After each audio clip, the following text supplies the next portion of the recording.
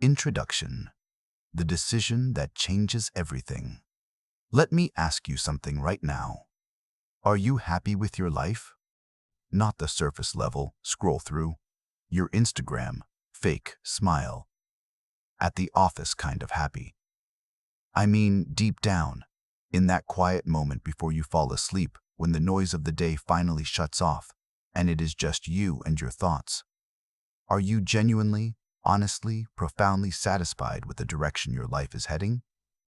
If the answer is anything less than a resounding yes, then you are in exactly the right place.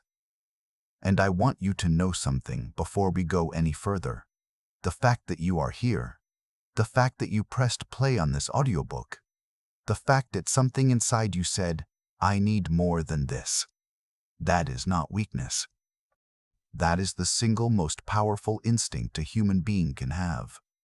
That is the survival instinct of your highest self, screaming at you to wake up, to rise up, and to step into everything you were actually built to become. Welcome to Change Your Life in 30 Days. I am not going to waste your time. I am not going to give you a fluffy, feel-good pep talk that sounds great for 20 minutes and then dissolves the second real life hits you. What I am going to give you is a battle-tested, psychologically grounded, spiritually charged, and ruthlessly practical roadmap that will shake your foundations, rewire your thinking, and fundamentally transform who you are and how you operate in the world. In 30 days. 30 days. That is it. 1 month. Less time than it takes for most Americans to notice their gym membership is collecting dust. Less time than a Netflix season.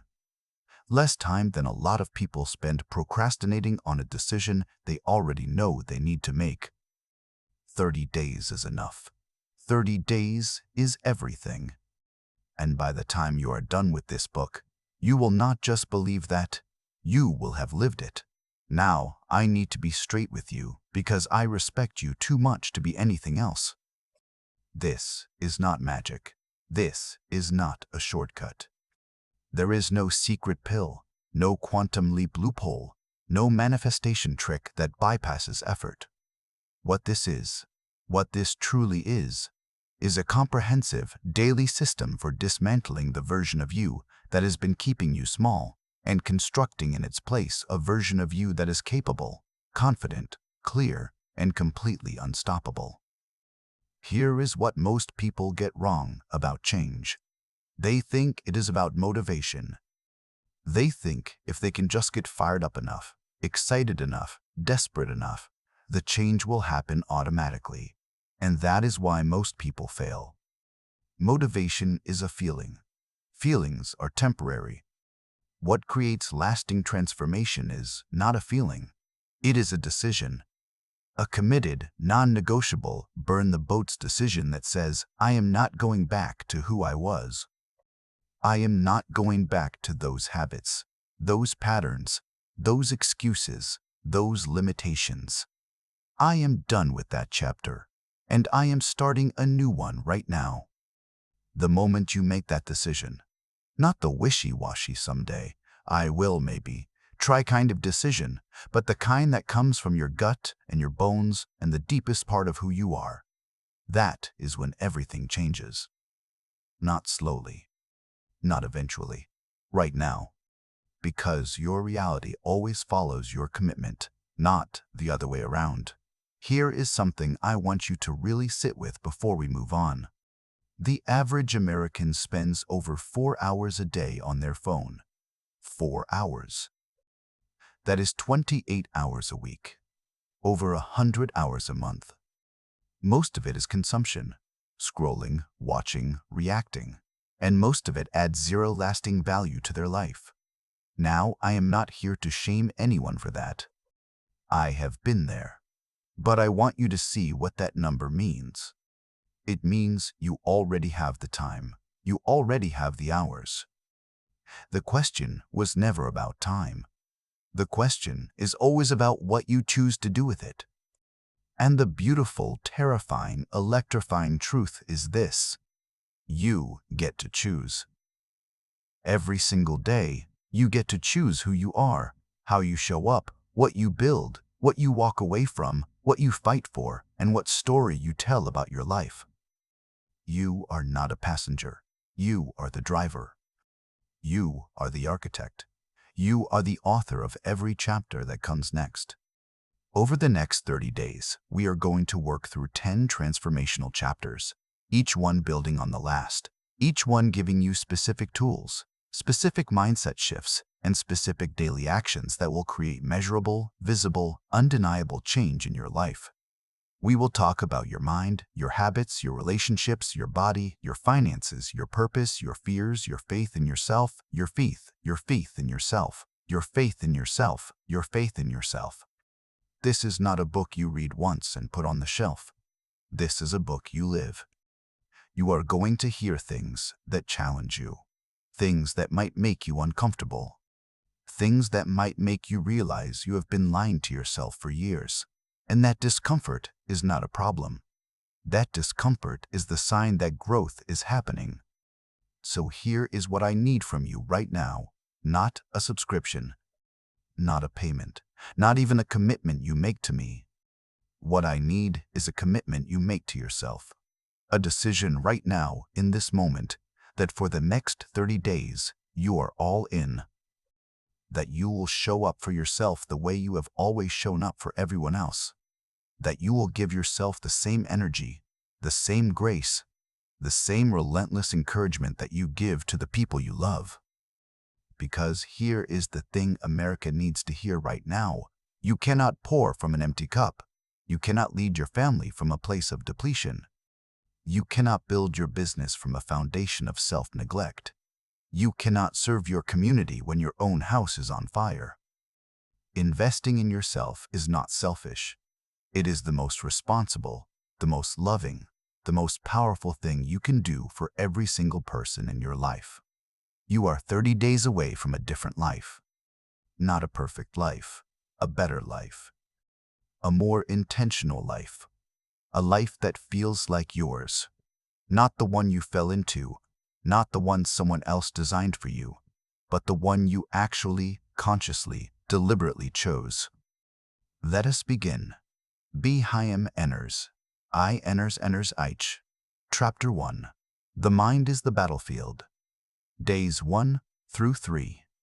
Everything starts here. Before the habits, before the morning routine, before the vision board, before the hustle. Everything starts in your mind. The mind is not just where you think. It is where you live. It is the lens through which you interpret every experience, every setback, every opportunity, every relationship. Change your mind, and you change your entire world, not metaphorically, literally, neurologically, scientifically, unquestionably. Let us start with the truth that most people spend their entire lives running from. You are not your thoughts. Read that again. You are not your thoughts. You are the one who is aware of your thoughts. You are the observer behind the noise.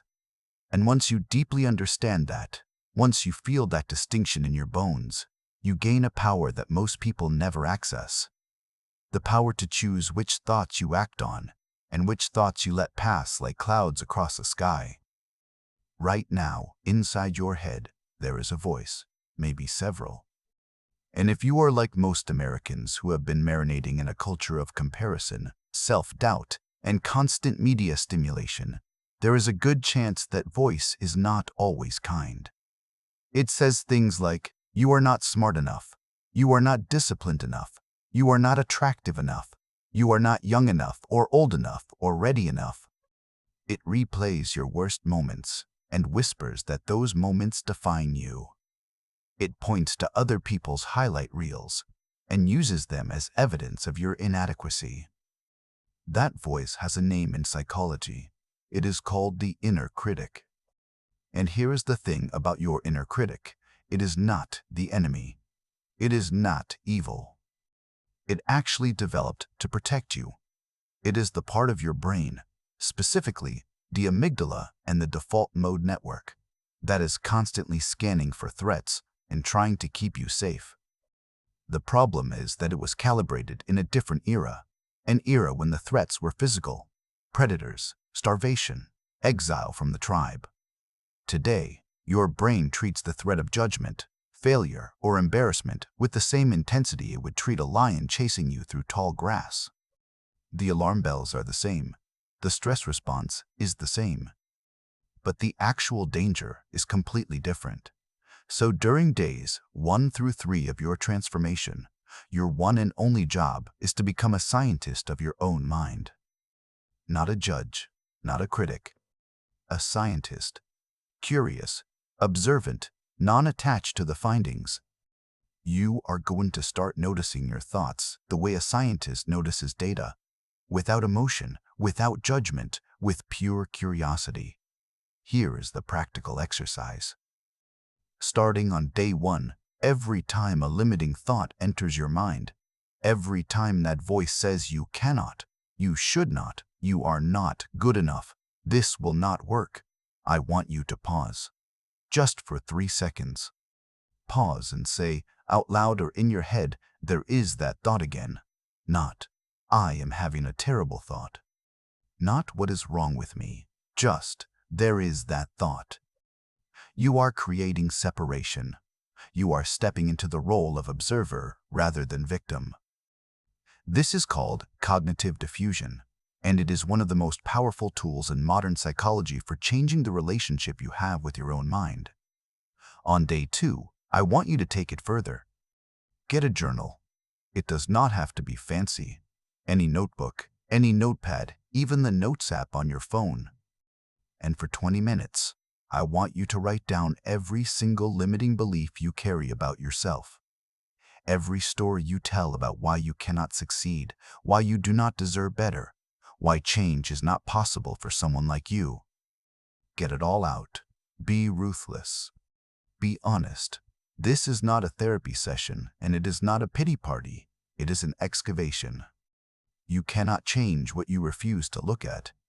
Now here is where it gets interesting. On day 3, I want you to take every single one of those limiting beliefs and do one thing. Ask for the evidence. Real, verifiable evidence. Not feelings. Not fears. Not things that might happen or could happen. Actual evidence from your actual life that proves this belief is universally and permanently true. And what you are going to find is that most of your limiting beliefs are not based on evidence at all. They are based on interpretations. They are based on one bad experience that got overgeneralized. They are based on something someone said to you when you were 7 years old. They are based on a story, and stories can be rewritten. This is the fundamental insight of cognitive behavioral therapy, which is the most evidence-backed form of psychological therapy we have. Your emotions do not come from events. They come from the beliefs you hold about events. Change the belief, and you change the emotional experience. Change the emotional experience, and you change your behavior. Change your behavior, and you change your life. It is a chain reaction, and it always starts in the mind. Now let us talk about something that is absolutely epidemic in America right now, and that is the comparison trap. Social media has created a world where we are constantly, unconsciously measuring our insides against other people's outsides. We see someone's vacation photos and compare them to our Monday morning. We see someone's business announcement and compare it to where we feel stuck. We see someone's body transformation and compare it to what we see in the mirror. And every single time we do this, we are rigging the game against ourselves. We are comparing the full, complicated, beautiful mess of our own reality to a carefully curated, filtered, highlight reel version of someone else's best moments. Here is what I want you to do about that. For the first 3 days of this journey, I am not asking you to delete social media forever. I am asking you to do one thing. Stop comparing your chapter 1 to someone else's chapter 20. Stop comparing your Monday to someone's Saturday. Stop comparing your behind the scenes to someone's on-stage performance. The only comparison that is ever valid, the only one that actually fuels growth instead of crushing it, is the comparison between who you were yesterday and who you are today. There is a concept I want to introduce you to right now, and it is going to be a theme throughout this entire book. It is called the growth mindset, and it was developed by Stanford psychologist Carol Dweck after decades of research into achievement and success. The core idea is beautifully simple. People with a fixed mindset believe their qualities, their intelligence, their talent, their ability, are carved in stone. They avoid challenges, they give up easily, they feel threatened by other people's success. People with a growth mindset believe that their qualities can be developed through effort, good strategies, and help from others. They embrace challenges. They persist through obstacles. They find inspiration in other people's success.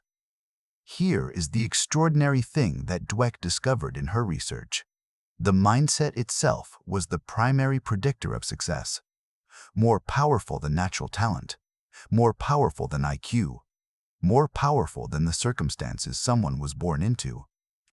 The belief that you can grow is the very thing that makes growth possible. And here is the even more extraordinary thing. The growth mindset is not something you either have or you do not have. It is something you practice. It is something you cultivate. It is something you build, one thought, one choice, one day at a time. Starting today, I want you to change one phrase in your vocabulary. When you hit a wall, when something is hard, when you feel like you cannot do something, I want you to stop ending that sentence with a period and start ending it with the words yet. I cannot do this. Yet. I am not where I want to be. Yet. I do not know how to do this. Yet. That single word opens a door that the period permanently closes. That single word shifts your brain from a threat state to a possibility state. That single word is the difference between giving up and gearing up. Your mind is the most powerful tool you possess.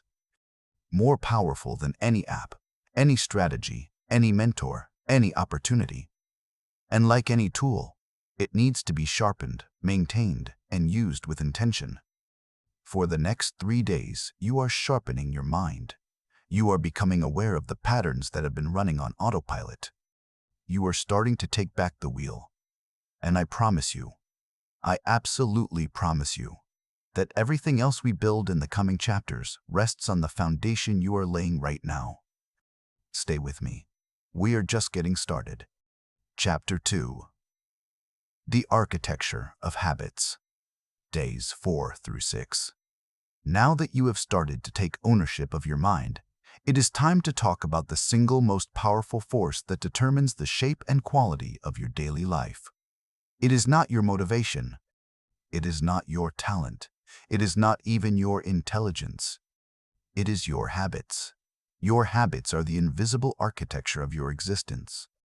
They are the automated programs running in the background of your life, shaping your body, your productivity, your relationships, your finances, and your sense of self, often without you even noticing. Here is a number that should stop you cold. Research from Duke University suggests that more than 40% of the actions you perform each day are not conscious decisions. They are habits, automatic behaviors triggered by specific cues in your environment, which means that nearly half of your life is being lived on autopilot. Nearly half of the choices you think you are making are not really choices at all. They are patterns. And those patterns were formed, largely without your conscious input, by repetition, environment, and the experiences of your past. That is the bad news. Here is the electrifying good news. Because habits are learned, they can be unlearned.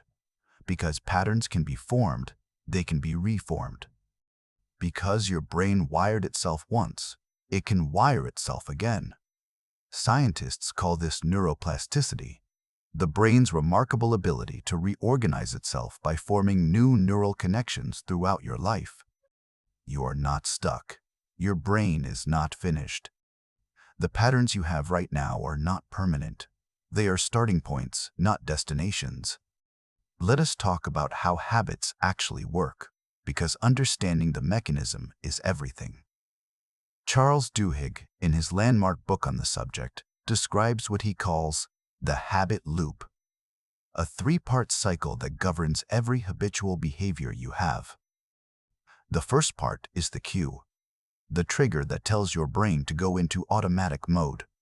The second part is the routine, the behavior itself, physical, mental, or emotional. The third part is the reward, the benefit your brain gets from completing the routine, the feeling that makes it want to repeat the loop again. Every habit you have, good or bad, follows this exact loop. You wake up tired and stressed, that is the cue. You reach for your phone and scroll social media, that is the routine. You get a small hit of dopamine from the stimulation, that is the reward. The loop is complete, and your brain files it away as a program worth running again tomorrow morning. Over weeks and months and years, that loop becomes so deeply grooved that it feels like just what you do. It feels like your personality. It feels like who you are.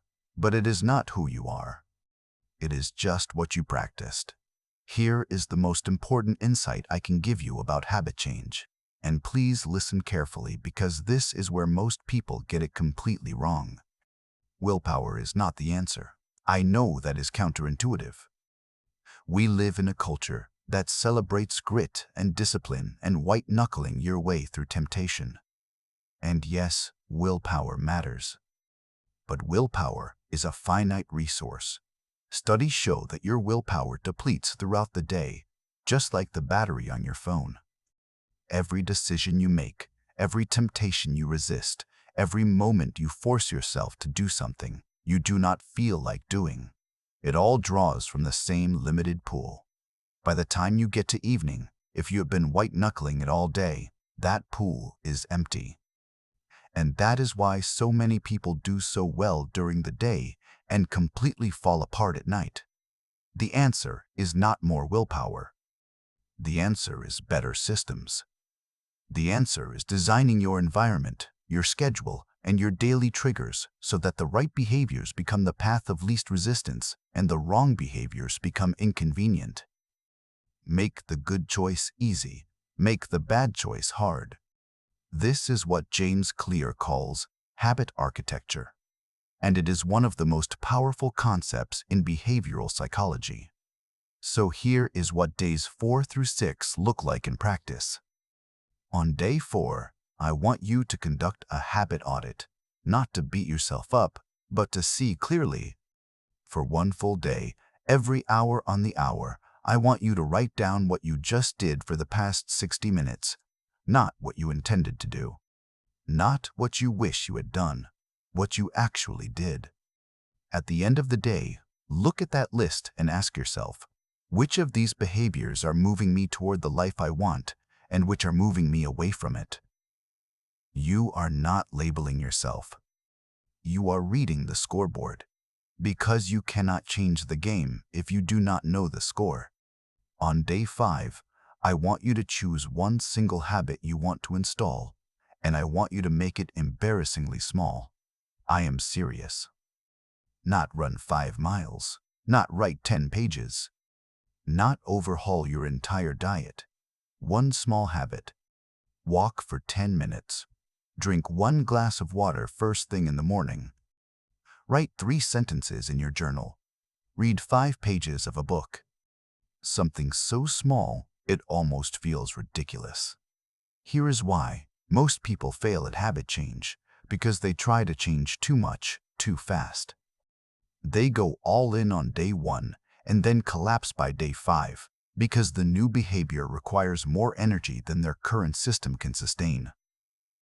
Small habits work because they are easy enough to do even on your worst day.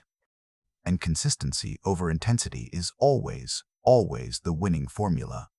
There is a concept called habit stacking, developed by B.J. Fogg at Stanford, and it is one of the most elegantly effective tools for building new behaviors. The idea is simple. Attach your new habit to an existing habit. After I pour my morning coffee, I will sit down and write 3 sentences. After I park my car at work, I will take a 3-minute walk before going inside. After I brush my teeth at night, I will spend 2 minutes reviewing my goals. You are leveraging the neural pathways that already exist to create new ones. You are using the momentum of an established routine to carry a new one into existence.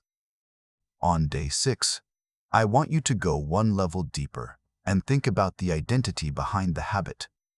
This is the most profound shift in habit psychology, and it is the thing that separates people who change for a few weeks from people who change for life. Most people approach habit change by focusing on outcomes. I want to lose 20 pounds. I want to save $10,000. I want to write a book. Outcome-based habits are fragile because they are entirely dependent on results. If the results come slowly or not at all, the motivation collapses. But identity-based habits are different. Identity-based habits start with a decision about who you want to be, and then the behaviors naturally flow from that identity. Instead of saying, "I want to run a marathon," you say, "I am a runner." Every time you lace up your shoes and head out the door, even for 10 minutes, even when it is cold, even when you do not feel like it, you are casting a vote for that identity. You are telling your own brain, "This is who I am. This is what I do." And over time, as the votes accumulate, the identity becomes real. The behavior becomes automatic. The habit becomes effortless. Not because it got easier, but because it became part of you. Here is a powerful exercise for day 6. Write down the identity statement of the person who has the life you want, not what they do, who they are. I am someone who honors my body. I am someone who manages money wisely. I am someone who shows up with intention every single day. I am someone who finishes what they start. I am someone who chooses growth over comfort. Write it down, say it out loud, and then ask yourself, what would this person do right now? In this moment, in this situation, with this choice in front of me, what would this person do? And then do that. One moment at a time, one vote at a time, one habit at a time. Your habits are your life in slow motion. They are the compound interest of your daily choices, accumulating quietly beneath the surface until one day, the results are undeniable. Start building the right ones now, not tomorrow, not Monday, right now. Chapter 3. The body is the vehicle. Days 7 through 9. You cannot transform your life while ignoring the machine you live in. I know in a culture that glorifies the hustle and celebrates working yourself into the ground, talking about rest and physical health can feel soft. It can feel like a detour from the real work. But I am going to tell you something that science backs up completely. Your body and your brain are not separate systems. They are one integrated system, and the state of your body has a direct, measurable, immediate impact on the quality of your thinking, the stability of your emotions, the resilience of your willpower, and the energy you have available for every single goal you are trying to achieve. You cannot think your best thoughts in a depleted body. You cannot make your best decisions when you are chronically sleep-deprived. You cannot sustain the emotional energy required for transformation when you are running on caffeine and convenience food.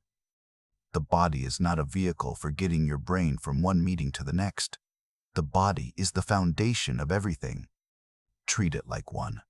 Let us start with sleep, because it is the most undervalued, most systematically neglected, and most profoundly impactful factor in human performance. The CDC reports that more than a third of American adults regularly get less than 7 hours of sleep per night. More than a third. That means over 100 million people are walking around in a state of chronic cognitive and physical impairment, making worse decisions, experiencing more emotional reactivity, having slower reaction times, and compromising their immune system, their metabolism, and their mental health. all because they will not prioritize sleep. Here is what happens in your brain when you sleep. Your glymphatic system, basically the brain's cleaning crew, activates and flushes out toxic waste products that accumulated during the day, including beta amyloid, which is one of the proteins. Your memories get consolidated, moving from short-term to long-term storage. Your body releases growth hormone, which repairs muscle tissue and regenerates cells. Your emotional processing centers reset, which is why the same problem that felt catastrophic at 11 at night feels manageable after a good night of sleep. Sleep is not laziness. Sleep is when your body and brain do their most important work. So on day 7, I want you to do something that might feel radical. Commit to 7 to 9 hours of sleep tonight. Not as a reward for when you get everything done, as a non-negotiable foundation for being able to do anything well. Start winding down 30 minutes before your intended sleep time. Put the phone in another room. Dim the lights. Drop the temperature in your bedroom if you can. 67 to 68 degrees is the optimal range for sleep, according to sleep research. And when you wake up the next morning having actually slept, notice how different everything feels. Notice how your thoughts are clearer, your mood is more stable, your energy is more sustained. That is not a coincidence. That is biology. Now, let us talk about movement, because movement is medicine. This is not a fitness chapter. I am not going to tell you to sign up for a CrossFit gym or start training for an Ironman triathlon. I am going to tell you something much simpler and much more important. Your body was designed to move, and when it does not move, everything suffers. Your energy drops. Your mood destabilizes. Your focus fragments. Your creativity stalls. Your stress hormones stay elevated. And your brain, literally your brain, starts to shrink. Studies show that sedentary behavior is associated with reduced volume in the hippocampus, the brain region responsible for memory and emotional regulation. But here is the flip side, and this is the part that should excite you. Exercise is the single most powerful neurological intervention available to humans without a prescription. When you exercise, your brain releases a cascade of neurochemicals, endorphins, dopamine, serotonin, norepinephrine, that improve your mood, sharpen your focus, reduce anxiety, and create a state of mental clarity that no amount of coffee can replicate. John Ratey, a Harvard psychiatrist and author of Spark, calls exercise miracle. Grow for the brain because of its ability to stimulate the production of BDNF, brain-derived neurotrophic factor, a protein that supports the growth and survival of neurons. On day 8, your assignment is 20 minutes of movement. That is it. Not an hour-long workout, not a punishing training session. 20 minutes of moving your body with intention. Walk, jog, dance in your kitchen. Do push-ups and squats in your living room. Ride a bike. Swim. Whatever form of movement feels accessible and even remotely enjoyable to you, do that. 20 minutes. And pay attention to how you feel before versus after. I am willing to bet that no matter how resistant you felt at the start, by the end, you will feel measurably, noticeably better. Because the research is unambiguous, exercise improves mood in the short term and reduces the risk of depression and anxiety in the long term. It is not just good for your body. It is essential for your brain. Day 9 is about nutrition, and I want to approach this the way I approach everything in this book. Not with a list of rules, not with shame, not with the latest fad diet, but with one foundational principle. Food is information. Every single thing you put in your body sends signals to your cells, your hormones, your gut bacteria, and your brain. And the quality of that information determines the quality of your energy, your mood, your focus, and your resilience. Here is the one thing I want you to take away from this section on nutrition. The one shift that research consistently shows has the most impact on how people feel. Reduce ultra-processed food and increase whole food. That is it. No calorie counting required. No macros, no meal prepping, no juice cleanses. Just this: when you have a choice, choose the food that looks more like it came from the earth and less like it came from a factory. More vegetables, fruits, lean proteins, whole grains, and healthy fats. Less packaged, processed, chemically enhanced products engineered specifically to override your satiety signals and make you eat more than your body needs. Now here is something that a lot of people in this country do not connect. The gut and the brain are in constant bidirectional communication through what scientists call the gut-brain axis. About 90% of the body's serotonin, the neurotransmitter most associated with mood regulation and well-being, is produced in the gut, not the brain. The health of your gut microbiome has a direct and measurable impact on your anxiety levels, your mood stability, your cognitive function, and your resilience under stress. When you eat food that supports a healthy gut, fiber, fermented foods, diverse plant-based nutrition, you are not just feeding your stomach. You are feeding your brain. You are feeding your emotional health. You are feeding your transformation. Your body is showing up for you every single day. It wakes you up. It carries you through challenges. It heals you when you are hurt. It adapts and persists and fights for your survival, even when you give it very little to work with. It deserves better than neglect. It deserves your attention, your care, and your respect. And when you give it those things, when you sleep well, move daily, and fuel it with real nutrition, it will pay you back with levels of energy, clarity, and capability you may not have felt in years. Take care of your vehicle. We need to talk about excuses, not the kind you say out loud. The kind that live so deep inside your belief system that you have stopped recognizing them as excuses at all. The kind that have become so familiar, so well-rehearsed, so woven into your identity that they feel like facts. I do not have enough time. I do not have the right connections. I did not grow up with money. The economy is bad. I am too old. I am too young. I have too many responsibilities. I do not have the education. I have tried before and it did not work. I have kids. I have debt. I have trauma. I live in the wrong city. I have the wrong personality. I have bad genetics. I am just not that kind of person. Sound familiar? Because every single one of those statements, every one, has been said by someone who later went on to achieve extraordinary things. Not because those circumstances were not real. Some of them absolutely were. But because those people made a decision at some point to stop letting their circumstances write the story and start writing it themselves. Let me be very clear about something, because I know this can feel dismissive of real hardship, and that is the last thing I want. I am not saying your circumstances do not matter. I am not saying the playing field is level, because it is not. I am not saying that systemic barriers do not exist, because they do. What I am saying is this: within whatever circumstances you are in right now, you have more agency, more choice, and more power than you are currently using. And the excuses, however justified, however historically accurate, are blocking you from accessing that power. Here is the psychology of excuses.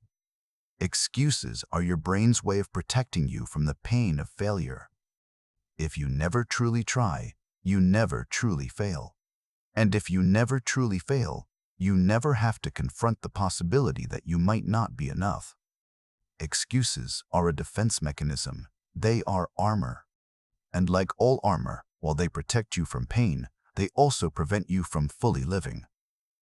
Brené Brown, the research professor who has studied vulnerability and shame for over 2 decades, says it beautifully: you cannot have courage without vulnerability. You cannot step into your full potential without the willingness to be seen, to try, to risk, to fail. The armor keeps you safe, but it keeps you small. And at some point, you have to make a choice, safety or aliveness, because you cannot have both. On day 10, I want you to write down your top 5 excuses. The 5 stories you tell most often about why you cannot have, do, or be what you want. Write them out in full, as convincingly as you can, as if you were trying to persuade someone else that these excuses are valid. Because you have been persuading yourself for years, and you have gotten very good at it. Get them on paper. Then, on day 11, I want you to do the single most powerful exercise in this entire book. Across from each excuse, I want you to write down the name of one person, just one, who had the same or worse circumstances and still achieved what you want to achieve. Someone who did not have the time. Someone who did not have the connections. Someone who did not have the money or the education or the perfect conditions. Someone who had trauma, had debt, had a complicated life, and did it anyway. You will find them. Because they exist in every single category. Abraham Lincoln grew up in crushing poverty, lost multiple elections, suffered severe depression, lost loved ones, and became one of the greatest presidents in American history. Oprah Winfrey was born into poverty, experienced abuse, was told she was not fit for television, and built a billion-dollar media empire and changed the cultural conversation of an entire nation. J.K. Rowling was a single mother on government assistance, rejected by 12 publishers, battling depression, and wrote one of the most beloved book series in human history. Howard Schultz grew up in a housing project in Brooklyn, his family barely surviving, and built Starbucks into a global brand. I am not sharing those stories to make you feel like you should be building empires. I am sharing them because the common thread in every single one of those stories is not that these people had no obstacles. It is that they decided their obstacles were not the final word. They decided that their story was not over. They decided that the next chapter would be different, no matter what the previous chapters contained. On day 12, I want to introduce you to something called the ownership mindset. This is one of the most transformative and one of the most uncomfortable shifts you can make. The ownership mindset says, whatever is happening in my life, I own it. Not because I caused every bad thing that happened to me, not because I am to blame for every unfair circumstance, but because I am responsible for my response. I am responsible for what I do next. And when I take ownership of my response, I take back my power. Because as long as I am blaming someone or something outside of me for where I am also handing that person or thing the power to determine where I go. Jocko Willink, the former Navy SEAL commander turned leadership consultant, has a concept called extreme ownership, and it is radical in its simplicity. Everything is your responsibility. Everything.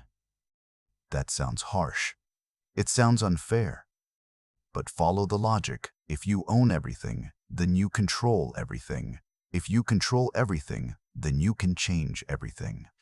The moment you say it is my fault, it is my responsibility, I am the one who has to fix this, in that moment, you become the most powerful person in any room you walk into.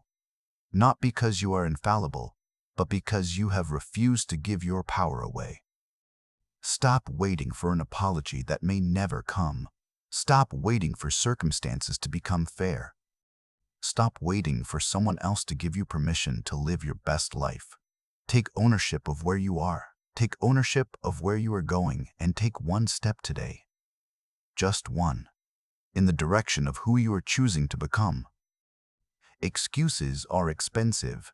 They cost you your potential. They cost you your peace. They cost you years of your life. And at the end of the day, when you are looking back on the life you lived, the most painful thing will not be the obstacles you faced. It will be the excuses you believed. Chapter 5. The power of environment. Days 13 through 15. You are not just a product of your decisions. You are a product of your environment. This is one of the most underappreciated truths in personal development, and it is the one that can produce the fastest and most dramatic results when you act on it. Your environment. The physical spaces you inhabit, the people you spend time with, the media you consume, the conversations you have, the information you are exposed to daily, is constantly, silently, relentlessly shaping who you are and how you behave. Think about it this way. If you want to be a non-smoker, the absolute worst thing you can do is spend all your time surrounded by smokers. If you want to build wealth, the worst thing you can do is spend all your time around people who have a scarcity mindset about money.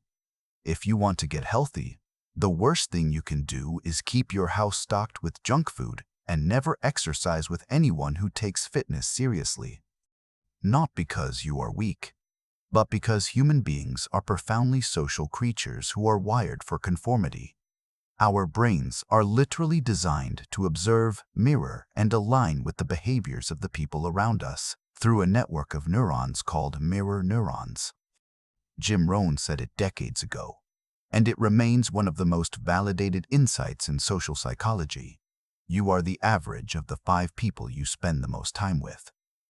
Not just in terms of income, though research by Nicholas Christakis and James Fowler does show that your income, your weight, your happiness, and even your likelihood of divorce are significantly correlated with your social network.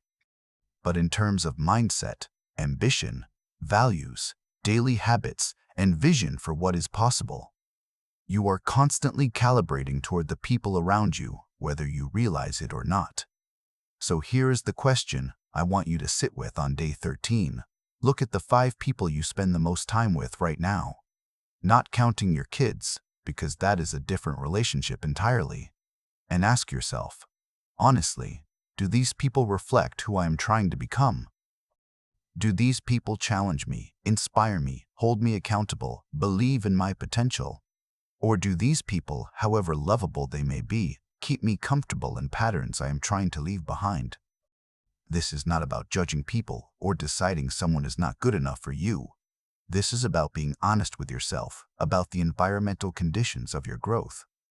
Plants need the right soil, the right light, the right water to grow.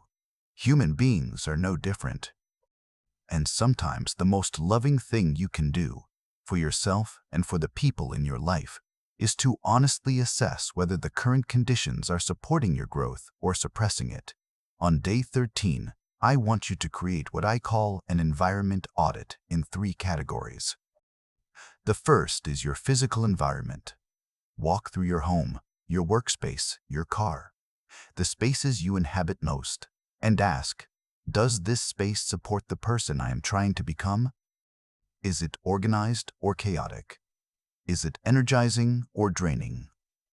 Does it have the tools, the resources, the visual cues that support my goals? Research in environmental psychology consistently shows that the physical space you inhabit influences your cognitive function, your mood, your creativity, and your sense of self-efficacy. A cluttered space creates a cluttered mind. A designed with intention space creates an intentional life. The second category is your social environment. We already touched on this, but now I want you to go deeper. Map out the people in your life and categorize them honestly. Not harshly, but honestly.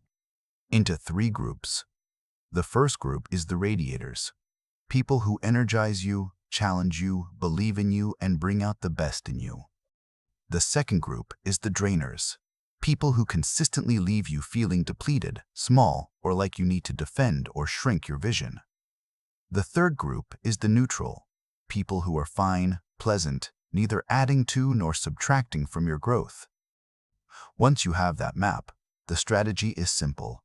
Spend more time with the radiators and less time with the drainers. This does not mean abandoning people who need you. It means being intentional about who gets your most valuable resource, your time and energy. The third category is your information environment. What are you feeding your mind every single day? What are you listening to on your commute? What are you watching before bed? What notifications are interrupting your focus every 20 minutes? What voices are you letting into your head on a regular basis? Because information is not neutral. It is not passive background noise.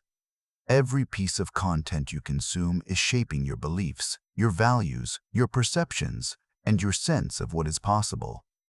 And in America right now, the average person's information environment is dominated by outrage-driven news, fear-based social media algorithms, celebrity gossip, and entertainment designed to stimulate and addict rather than to enlighten and empower. I am not asking you to become an information monk who never watches Netflix or scrolls Instagram. I am asking you to be intentional. I am asking you to make sure that in the mix of what you consume every day, there is a consistent daily dose of content that expands your mind, challenges your thinking, and fuels your vision. Podcasts, books, documentaries, conversations with people who have built what you want to build, TED Talks, online courses. Whatever form it takes, feed your mind the way you are learning to feed your body, with intention, with quality, with purpose. On day 14, I want you to redesign one physical space in your life. Just one. Your desk, your bedroom, your kitchen counter. Whatever space has the most impact on your daily behavior, and make one significant change that makes the desired behavior easier and the undesired behavior harder. If you want to read more, put a book on your pillow and put your phone charger in the living room. If you want to eat healthier, put fruit on the counter and move the chips to the back of the pantry. If you want to exercise in the morning, sleep in your workout clothes and put your sneakers right next to the bed. These changes sound almost embarrassingly simple. They work extraordinarily well. On day 15, I want you to reach out to one person who embodies the growth, the success, the mindset, or the life you are moving toward, and start or deepen a connection. Not to use them, not to ask for favors, but to learn from them, to spend more time in their orbit, to expose yourself to the frequency they are operating on. You do not necessarily need a formal mentor relationship. You just need proximity. You just need more time in conversations, in spaces, in environments that feel like your future rather than your past. Your environment is either your biggest ally or your biggest obstacle. Stop leaving it to chance. Start designing it on purpose. Chapter 6. Relationships that Elevate and Destroy, days 16 through 18. No conversation about changing your life is complete without a deep, honest, sometimes uncomfortable look at your relationships. Because here is the truth. Your relationships are either the fuel for your transformation or the anchor that holds you in place. And most people, most well-meaning, hard-working, genuinely good people, have never sat down and clearly evaluated which of their relationships are doing which. Let me start with the most important relationship in your life, the one that determines the quality of every single other relationship you have. The relationship you have with yourself. Not self-esteem in the bumper sticker sense. I mean the actual, daily, hour-by-hour quality of how you speak to yourself, how you treat yourself, how much respect and compassion and fierce, unconditional belief you extend to yourself. Because until that relationship is solid, every other relationship in your life will reflect its instability. People who do not respect themselves tolerate disrespect from others. People who do not believe in themselves are easily swayed by other people's doubts. People who do not know their own worth will allow others to define it for them. People who have never learned to be alone, truly, peacefully, contentedly alone, will choose the wrong company over no company every single time. The work of building a good life starts with building a good relationship with yourself. And that work never really ends. It evolves. It deepens. It becomes richer and more complex as you grow. But it has to start somewhere, and it has to start now. Here is a powerful practice I want you to start on day 16. At the end of each day, I want you to write down 3 things you did well that day. Not 3 things you are grateful for. There are plenty of gratitude practices out there and they are wonderful. But this is different. 3 things you did well. 3 moments where you showed up, made a good choice, exercised discipline, treated someone with kindness, took a hard step, kept a promise to yourself, or handled something with more grace than you would have 6 months ago. You are building a body of evidence, real, personal, specific evidence, for the belief that you are someone who does good things. Because that belief is the foundation of self-respect. Now let us talk about romantic relationships. Because this is where a lot of people carry their deepest confusion, their most persistent patterns, and their most avoided truths. I am not going to tell you whether to stay in your relationship or leave it. That is yours to figure out. What I am going to tell you is this. A relationship cannot be built on a foundation of 2 incomplete people, each hoping the other will complete them. 2 people in a thriving, growth-oriented relationship are not there to fix each other, rescue each other, or provide what the other person refuses to provide for themselves. They are there to share the journey of 2 whole, evolving, self-responsible human beings who choose each other every day. Not because they need to, but because they want to. If your relationship is draining your energy, dimming your ambition, making you feel smaller instead of larger, making you doubt yourself more than you believe in yourself, that deserves your honest attention. Not necessarily your exit, but your honest, courageous, non-denial attention. Are you growing together or growing apart? Are you a better version of yourself because of this relationship, or a diminished one? Are the conversations honest and growth-oriented, or are they circular, repetitive, and stuck? These are hard questions. They deserve real answers. On day 17, let us talk about friendships and what I call the energy economy of relationships. Every relationship in your life either deposits energy into your account or withdraws it. Radiators versus drainers, as we discussed in the last chapter. But I want to go deeper here, because some relationships that drain you are worth maintaining. A friend going through a genuine crisis who needs your support. Yes, that is a withdrawal, but it is one you make willingly because the long-term balance of that relationship is positive and the human need is real. That is different from a chronic drainer, someone who is perpetually in crisis of their own making, who takes your advice and never follows it, who pulls you back every time you try to grow, who makes you feel guilty for wanting more for your life. Here is one of the hardest truths in personal development. As you grow, some relationships will not grow with you. And that is not a failure. That is not a betrayal. It is biology. It is evolution.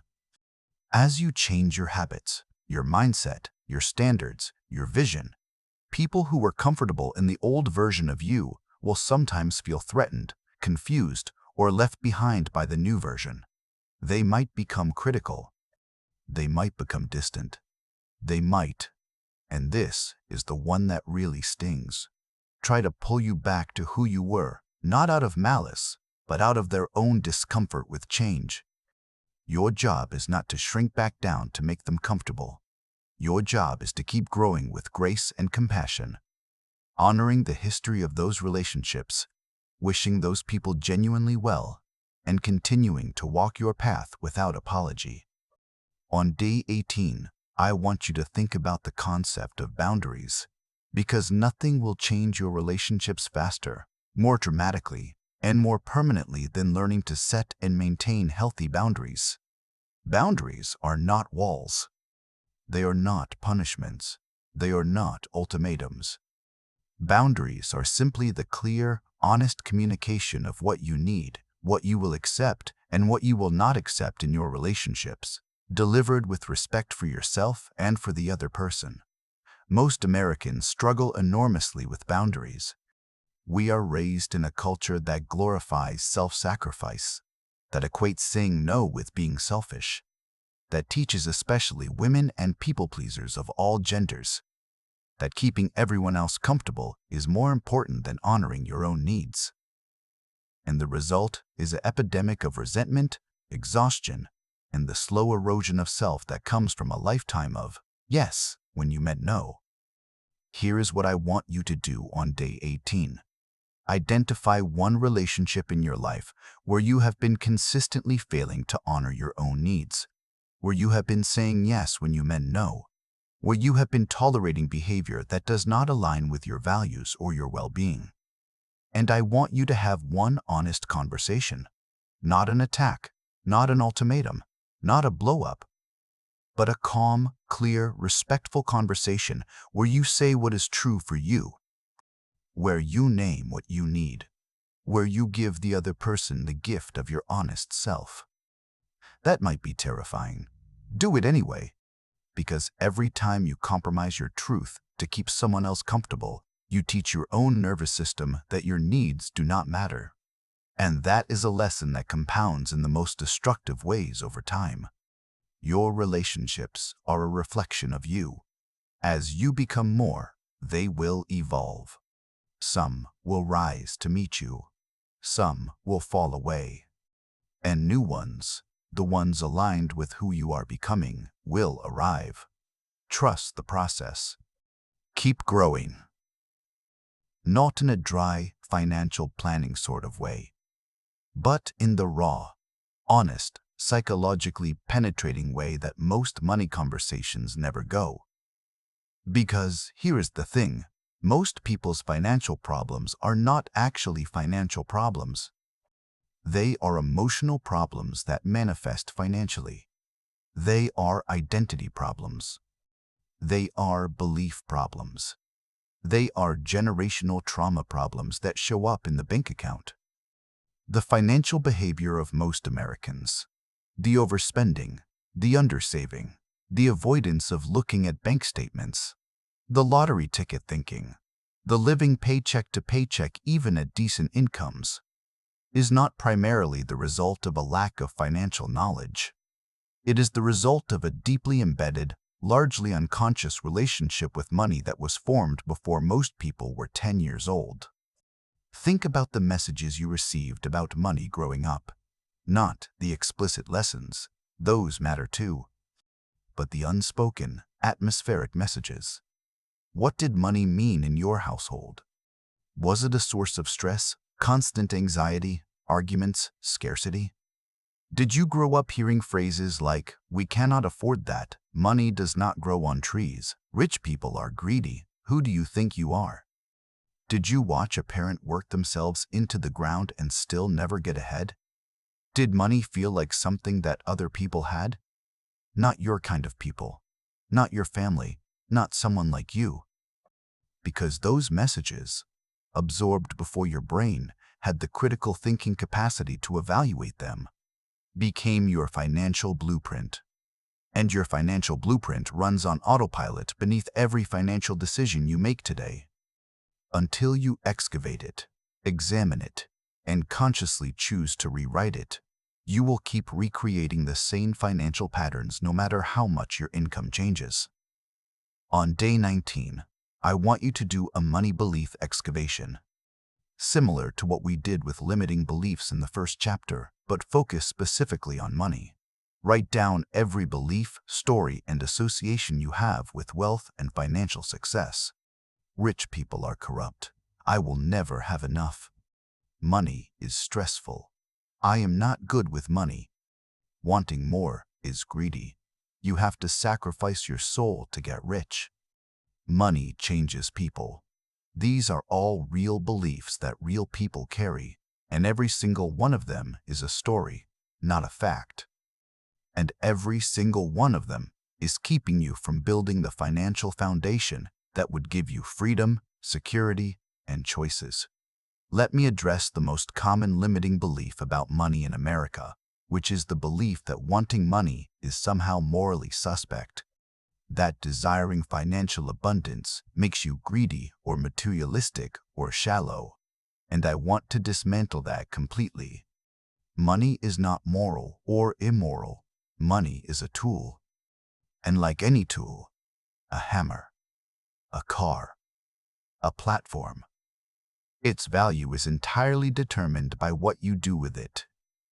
Money in the hands of someone with good values does not corrupt those values. It amplifies them. It gives them reach. It gives them staying power. It gives them the ability to create change, support family, contribute to causes, build things, and show up in the world with a power and a freedom that poverty simply does not allow. You are allowed to want financial security. You are allowed to want abundance. You are allowed to want to stop worrying about your mortgage, your medical bills, your kids' college fund, your retirement. That is not greed. That is wisdom.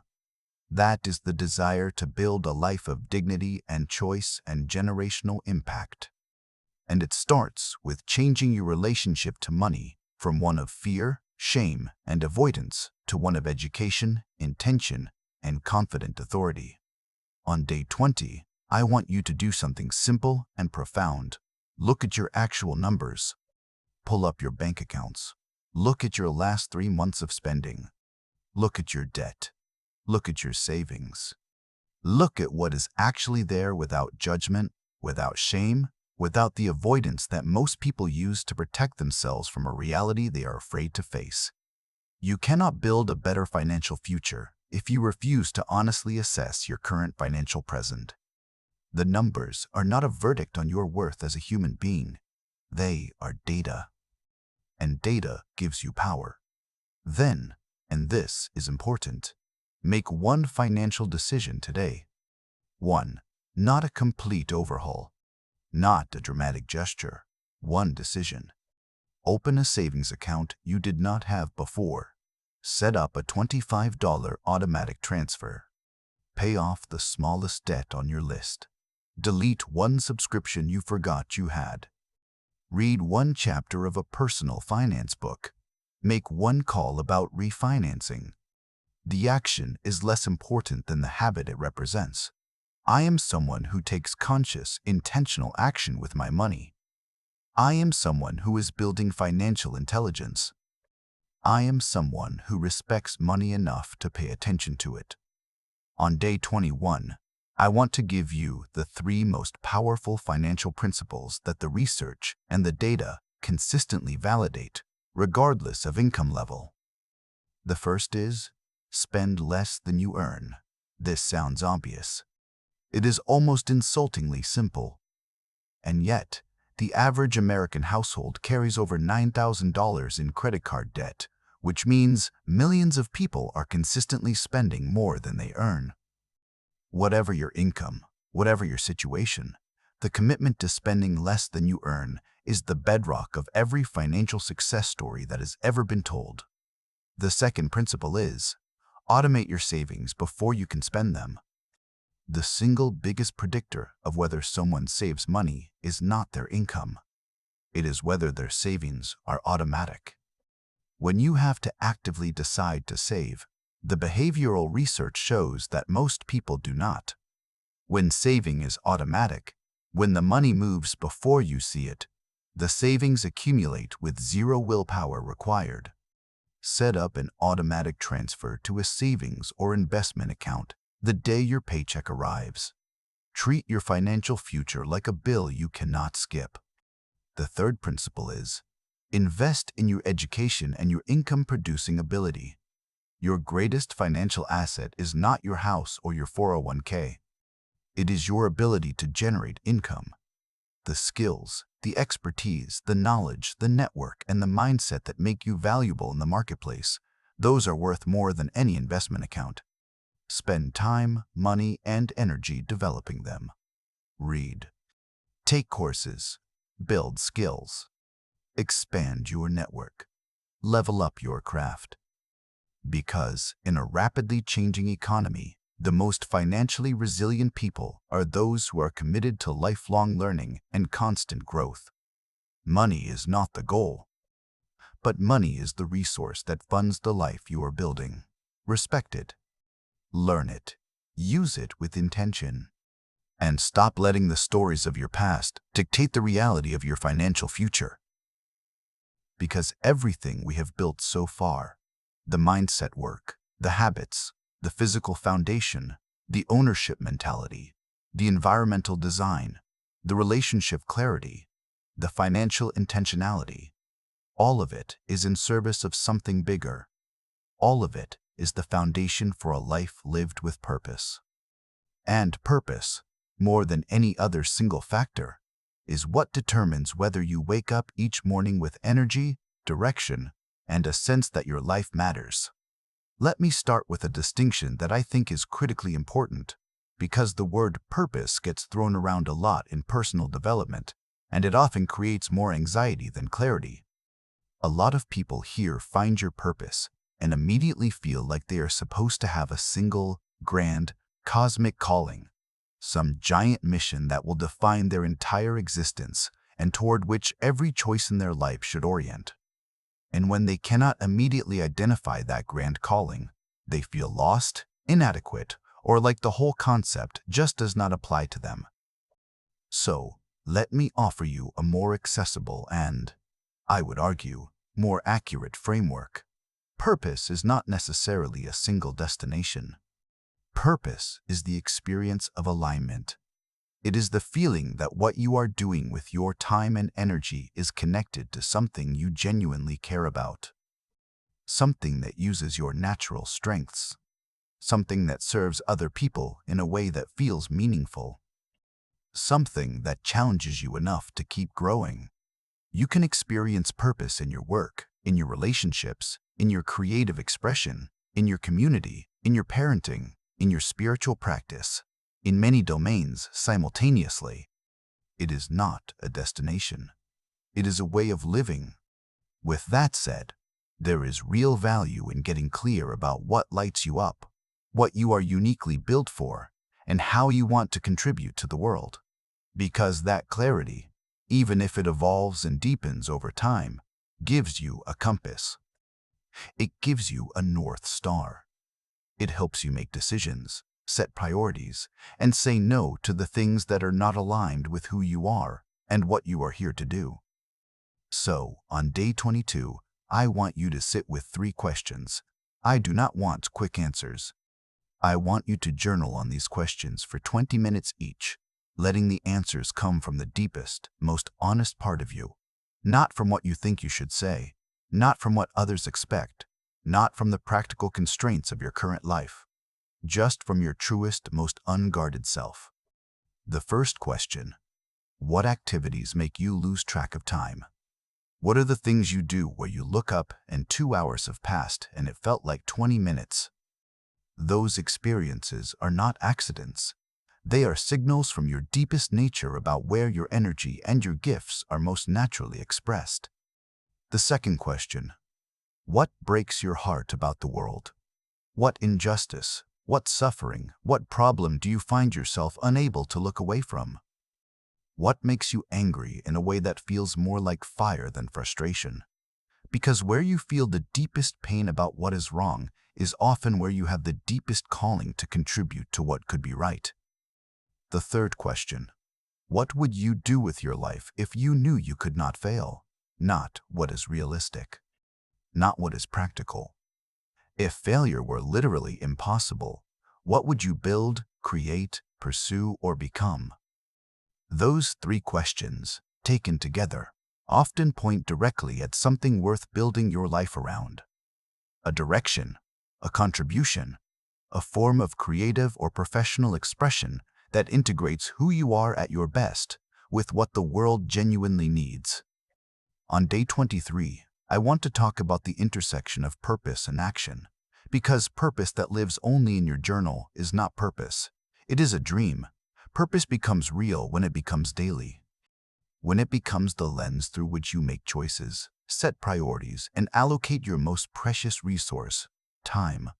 Purpose-driven action is not always dramatic or glamorous. Most of the time it is quiet, consistent, repetitive work. The daily practice of writing, building, creating, serving, teaching, healing, or whatever form your contribution takes. The drama comes later. The results come later. But the discipline of daily action in alignment with purpose, that starts right now, today, with the next choice you make. Here is something that trips a lot of people up. They confuse purpose with passion, and they wait to feel passionate before they act. Huge mistake. Research by Cal Newport, author of So Good They Cannot Ignore You, actually challenges the whole follow your passion advice and shows that passion typically follows mastery, not the other way around. People who are passionate about their work are usually passionate because they have developed genuine skill, genuine expertise, genuine competence in something that matters. The passion comes from the doing, from the getting good at something, from the sense of growing mastery that deepens over time. So stop waiting to feel passionate enough. Start acting, start practicing, start building the skills, the knowledge, and the experience that will eventually produce passion, purpose, and the deep satisfaction of knowing you are excellent at something that matters. On day 24, I want to give you a tool that I call the legacy letter. I want you to write a letter from your future self, the version of you that lived a fully aligned, purpose-driven, deeply meaningful life. Write it from the perspective of your 80-year-old self, looking back on the life you lived. What did you build? Who did you love well? What did you contribute? What were you proud of? What difference did your existence make in the lives of the people around you and the world you lived in? Write it in detail, with emotion, with specificity. Let yourself feel the fullness of it. And then come back to the present moment and ask the most important question. What do I need to start doing, stop doing, or do differently, starting today, to make that letter true? Because the letter is not just a vision. It is a map. And you are the one holding it. The fact that you are still listening, still engaged, still showing up for yourself on day 25 means you are already different from the person who started this journey 3.5 weeks ago. I hope you can feel that. I hope you can sense the shift in how you think about yourself, how you approach your days, how you respond to the inevitable challenges that show up. That shift is real. That shift is the result of consistent, intentional work, and it belongs to you. But I know that as we get closer to the end of this journey, something is starting to rise up. Something that has been there throughout, maybe dormant during the earlier chapters when the work felt more internal and theoretical. But now, as you start to see the shape of the life you want and the person you are becoming, it is making itself known with more urgency. That thing is fear. And we need to sit with it, because we cannot talk about transformation without talking about fear. They are inseparable. Every real transformation requires passing through fear, and the only way out is through. Let me tell you what fear actually is, beneath all the stories we tell about it. Fear is a signal. It is not a verdict. It is not a prophecy. It is not evidence that you should stop. Fear is your nervous system saying this matters enough to warrant attention. This is big enough to be worth worrying about. This is close enough to something real that I am going to sound the alarm. And that is actually important information. Because if something does not scare you at least a little, it probably does not matter enough to change your life. The fears that are worth facing, the ones that stand between you and the life you want, are not the random, irrational phobias. They are the very specific, very personal fears that are tied to your deepest desires and your deepest wounds. The fear of being seen and judged. The fear of failure in front of people who matter to you. The fear of success and everything it might demand of you. The fear of abandonment that makes you stay in relationships that no longer serve you. The fear of your own power. The deep, uncomfortable sense that if you fully stepped into who you are capable of being, everything would have to change. And change is terrifying, even when it is towards something better. Susan Jeffers wrote the classic self-help book, Feel the Fear and Do It Anyway, and the title itself is the entire lesson. Not feel the fear and wait until it goes away. Not feel the fear and analyze it until it makes logical sense. Feel the fear and do it anyway, because courage is not the absence of fear. Courage is the commitment to move forward in the presence of fear. Courage is the decision that what you are moving toward matters more than the discomfort of the journey. On day 25, I want you to make a list of the things you have been avoiding because of fear. The conversation you have been putting off. The business you have been thinking about, starting but never starting. The creative project that keeps calling to you but that you keep dismissing as unrealistic. The relationship pattern you know you need to address. The dream you gave up on and have been convincing yourself you never really wanted. The physical challenge you are afraid you cannot do. The vulnerability of saying, I love you, or I am sorry, or I need help, or I do not know. Write them all down. Then I want you to do something counterintuitive. I want you to choose the smallest one and do it today. Not the biggest fear, not the most dramatic leap.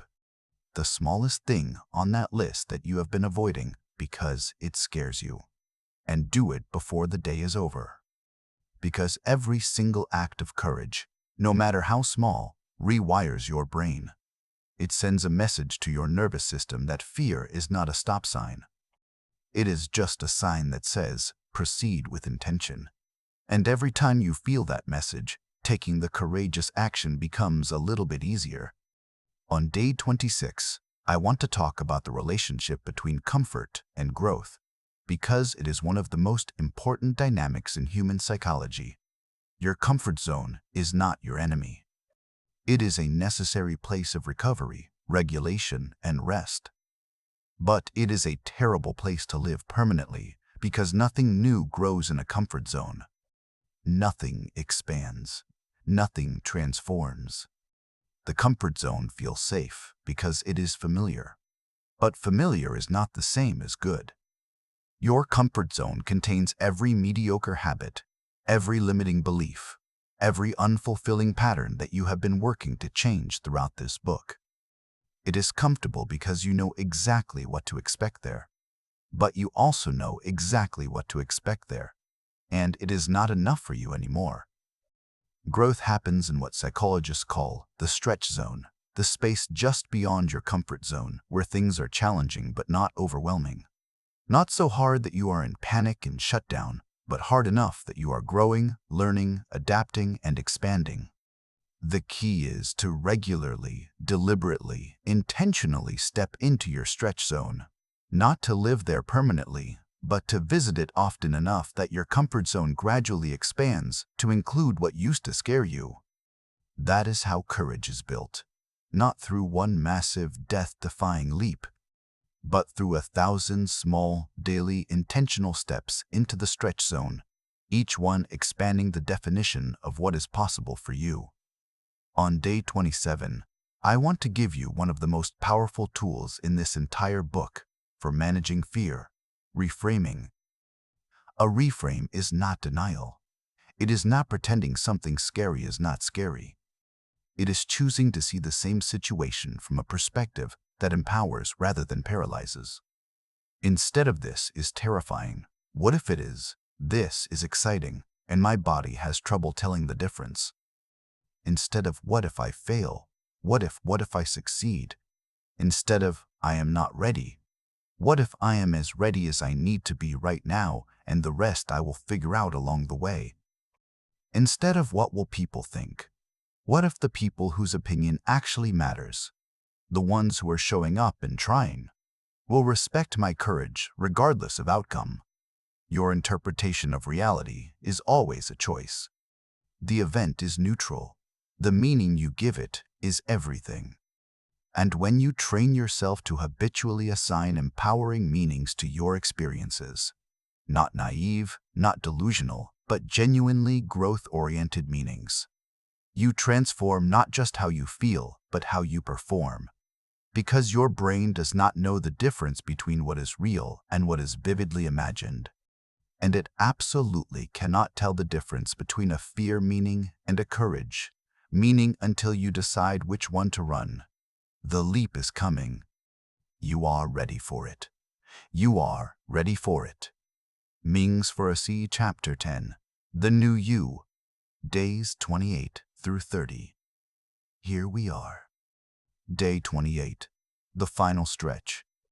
And I want to start this chapter by acknowledging something important. Look how far you have come. Not from where you started in the world. From where you started in yourself. Think about the version of you who pressed play on the first chapter of this audiobook. That person was ready for something. That person was hungry for change.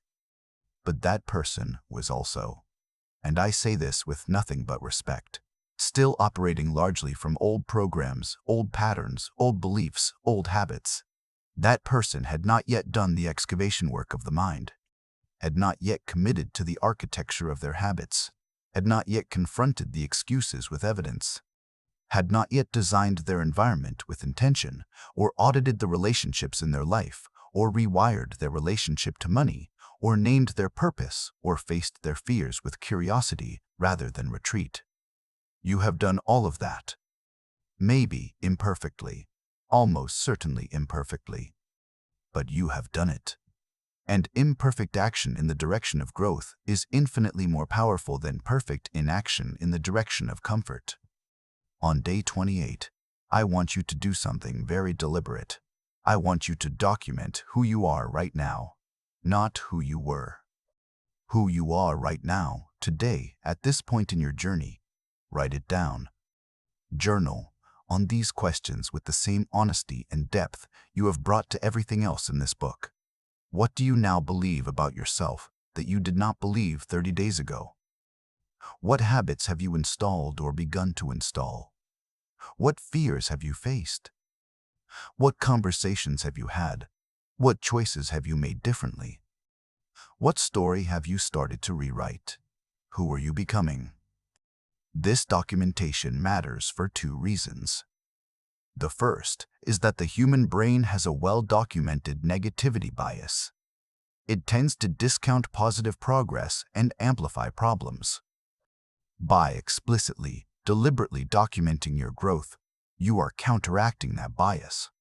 You are building an evidence base for the new story. The one that says, I am someone who changes. I am someone who grows. I am someone who follows through. I am someone who does hard things. That evidence is powerful. It is ammunition against the inner critic's next attack. The second reason is that this documentation becomes the foundation of your next chapter. Because here is the truth. This 30-day journey is not a destination. It is a launchpad. The transformation you began here, in your thinking, your habits, your environment, your relationships, your finances, your clarity of purpose, your courage, that transformation is not complete. It is just beginning. You have cracked open the door. Now it is time to walk fully through it and never look back. On day 29, I want to talk about maintenance and momentum, because one of the biggest mistakes people make after a period of intense growth is treating it like a sprint that ends at the finish line. They go hard for 30 days. They feel the progress. They see the results. And then they relax completely back into the old patterns because the emergency feeling has passed. The urgency that drove the initial push dissipates. And gradually, quietly, the new behaviors erode and the old ones reassert themselves. This is not weakness. This is not failure. This is neuroscience. The old neural pathways, the ones supporting your old habits, your old beliefs, your old patterns, are deeply grooved from years of repetition. The new pathways you have been building over the past 30 days are real and growing but still relatively young and fragile. They require continued reinforcement. They require consistent, daily attention. They require the same intentionality and devotion that built them in the first place. Here is the principle I want you to carry forward: never miss twice. James Clear talks about this in the context of habits, and it is one of the most psychologically sound pieces of behavioral advice I know. You will have days where you miss your workout, days where you fall back into an old pattern, days where you make the wrong choice, eat the wrong thing, avoid the conversation you should have had, scroll when you should have slept. Those days will happen. They are a part of being human, not a sign of failure. The rule is simply this: do not let one missed day become two. Never miss twice. One bad day is a stumble. 2 consecutive bad days is the beginning of a pattern. Keep the streak alive, but when you break it, and you will, because everyone does, get back on track the very next day.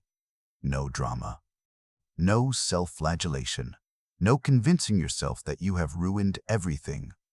Just the quiet, powerful, non-negotiable choice to begin again. Now here is something I want you to understand about the journey you are on, and it is perhaps the most important perspective shift I can give you.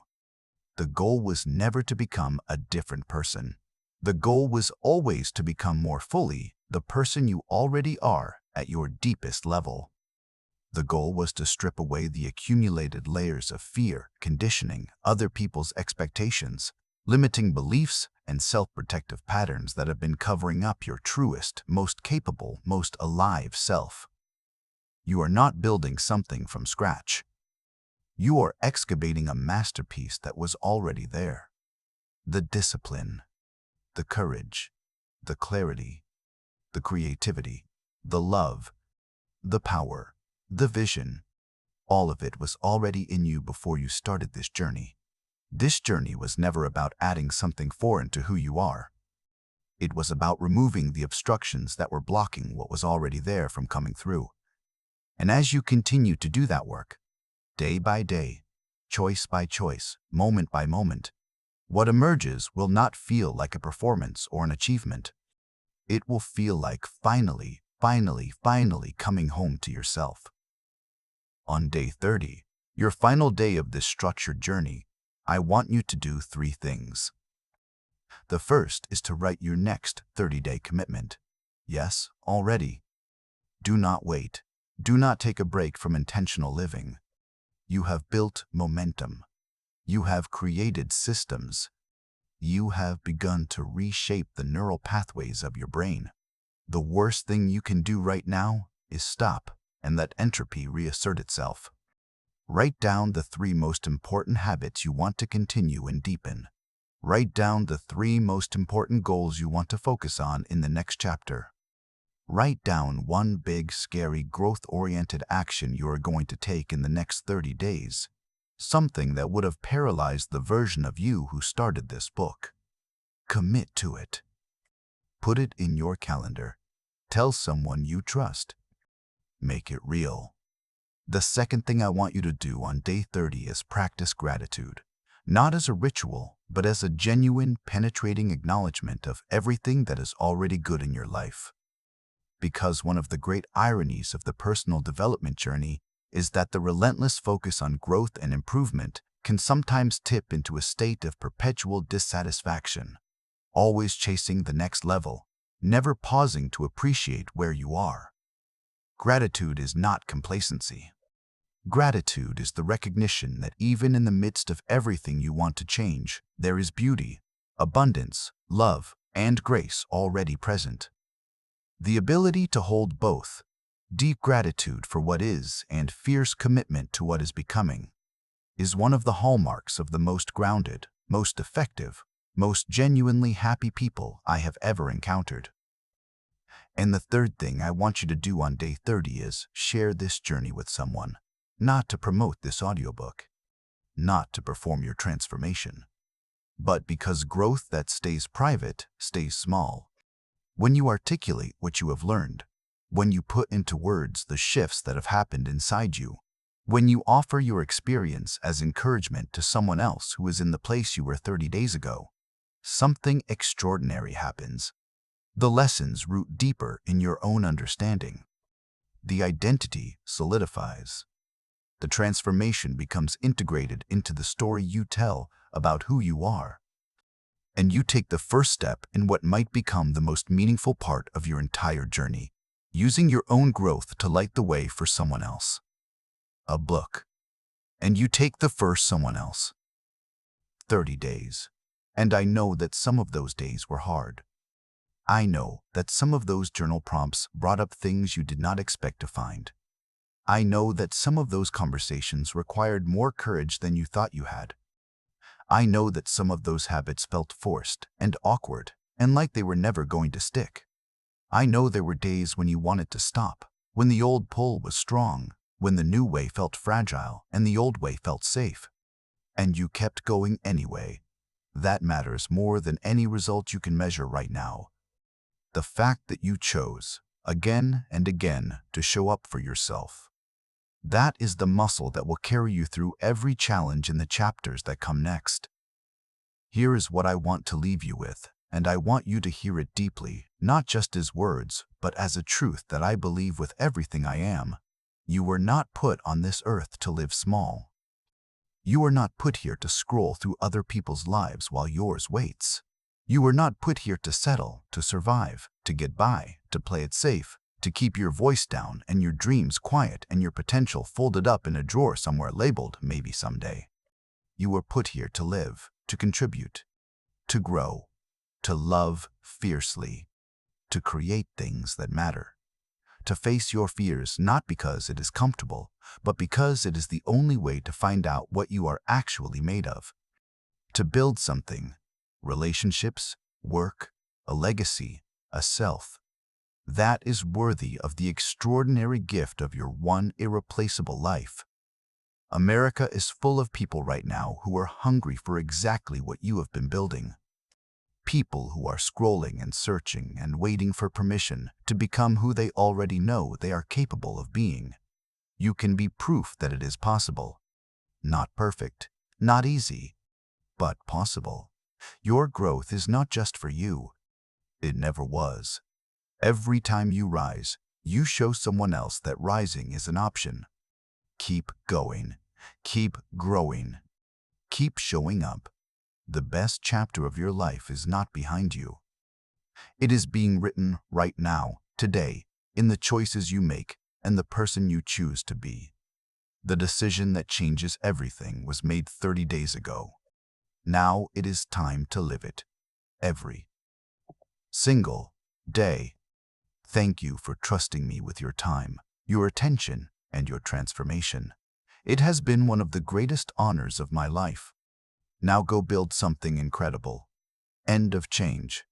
Your life in 30 days. If this audiobook moved you, challenged you, or helped you in any way, share it with someone who needs it.